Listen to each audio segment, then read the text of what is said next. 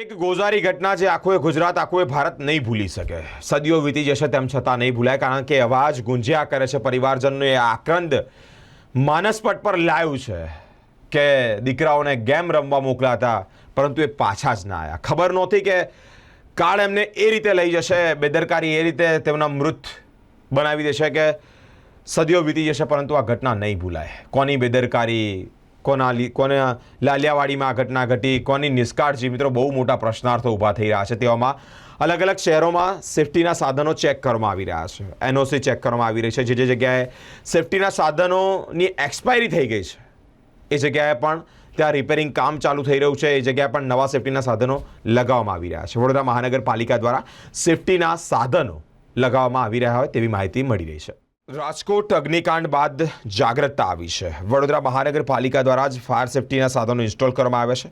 સાધનોની expiry date પૂર્ણ થતાં જ નવા સાધનો ઇન્સ્ટોલ કરવામાં આવ્યા છે. આવી કોઈ ઘટના ન ઘટે તે માટે તે પહેલાં જ પાલિકા એક્શન મૂળમાં જોવા મળી છે.